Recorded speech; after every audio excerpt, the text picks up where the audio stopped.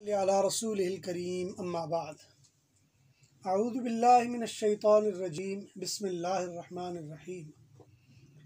آج کل کے فکری انتشار کے زمانے میں یہ مسئلہ ہر رمضان میں بڑی خاص اہمیت اختیار کر جاتا ہے، جب لوگوں میں یہ تنازع کھڑا ہوتا ہے کہ تراویح سنت ہیں، تراویح فرض ہیں، تراویح نفل ہیں، تراویح پڑھنی چاہیے، تراویح نہیں پڑھنی چاہیے، اس کا پڑھنا ضروری ہے، اس کا پڑھنا ضروری نہیں ہے۔ لہٰذا ان مختصر سے کلمات میں اس بات کی وضاحت کرنا بہت ضروری ہے تاکہ تمام احباب کے علم میں یہ بات آ جائے کہ تراویح کی شرعی حیثیت کیا ہے۔ اس بات کی طرف جانے سے پہلے کہ تراویح کی شرعی حیثیت متعین کی جائے، یہ ذہن میں رہنا چاہیے کہ جو اصطلاحات مشہور ہیں، فرض، واجب، سنت، سنت مؤکدہ، سنت غیر مؤکدہ، نفل، مستحب، یہ اصطلاحات اصل میں فقہ حنفی کی اصطلاحات ہیں، اور فقہ حنفی میں یا فقہائے احناف نے استدلالات کو سامنے رکھتے ہوئے ان اصطلاحات کو وضع کیا اور اس کے مطابق ان احکامات کا ایک ویلیو، ایک اہمیت متعین کی گئی، جس سے یہ پتہ چل جاتا ہے کہ یہ چیز فرض ہے یا یہ چیز واجب ہے یا یہ چیز سنت ہے یا یہ چیز مؤکدہ ہے یا غیر مؤکدہ ہے۔ یہ فقہ حنفی میں ہے۔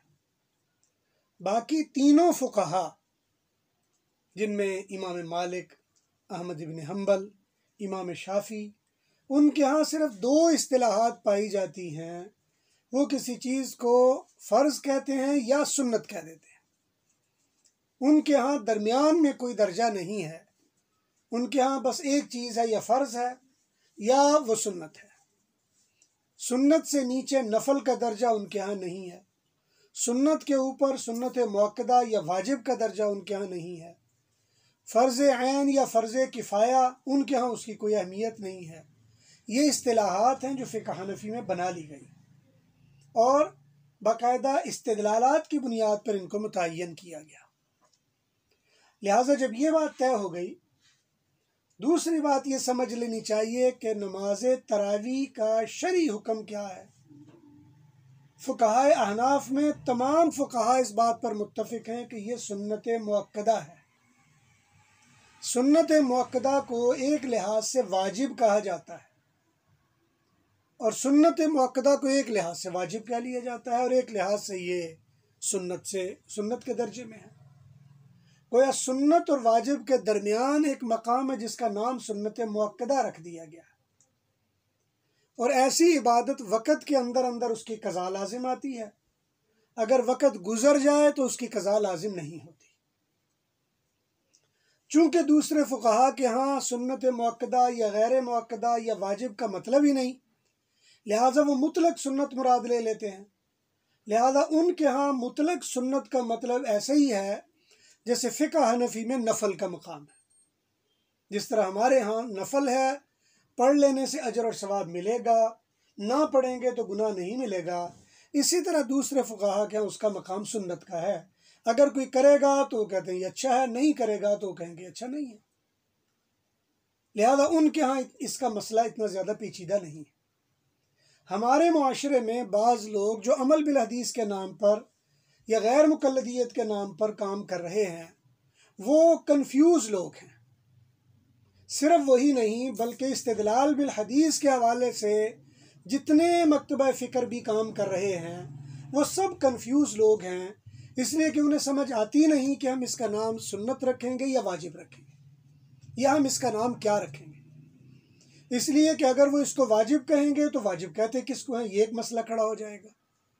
اگر وہ اس کو سنت کہیں گے تو بھئی سنت کس کو کہتے ہیں، یہ ایک مسئلہ کھڑا ہو جائے گا۔ پھر ان کے سامنے آئے گا جی سنت تو وہ ہوتا ہے جو حضور کرتے ہیں، حضور نے تو تراویح پڑھی نہیں ہے تو آپ سنت کیسے کہہ لیتے ہیں، پھر ان کے لیے مسئلہ کھڑا ہو جائے گا۔ پھر وہ کہیں گے جب حضور نے پڑھا نہیں تو ہم سنت کیسے کہہ سکتے ہیں۔ لہذا سنت سے نیچے نفل آ جائے گا۔ اب نفل کے بارے میں پھر اعتراض کھڑا ہو جائے گا، بھئی نفل ہے تو حضور کو کیا ہونا تو لازم ہوگا، جبکہ حضور سے ہونا اس کا ثابت نہیں ہے، لہٰذا اس پر ایک نئی بحث آ جائے گی کہ تراویح نام کی نماز ہی نہیں ہے۔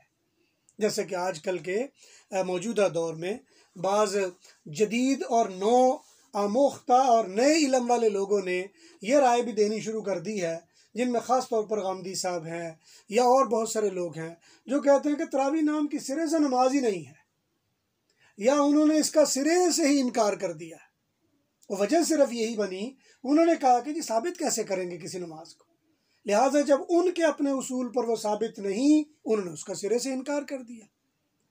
لیکن یہ بات ذہن میں رہے کہ ہم حنفی منہج کے لوگ ہیں، ہماری نظر میں کسی چیز کے ثابت کرنے کے لیے جو مدارج ہیں ان میں ایک درجہ سنت مؤکدہ ہے، اور یہ بالکل ان بٹوین ہے، یعنی فرض سے شروع کریں گے مستحب یا مندوب تک جائیں گے تو درمیان میں جو درجہ وہ سنت مؤکدہ کا ہے، یہ واجب کے قریب ہے۔ اور لہٰذا اگر کوئی آدمی وقت پر اس کو فوت کر دے، اسی وقت کے اندر اندر اس کو قضا کرنی چاہیے، لیکن اگر اس کا وقت نکل جائے تو اس پر اس کو اللہ سے معافی مانگنی چاہیے۔ یہ ایک بنیادی چیز ہے تراویح کے بارے میں، لہذا واضح طور پر یہ پتہ رہنا چاہیے یہ سنت مؤکدہ ہے اور اس کا پڑھا جانا ضروری ہے۔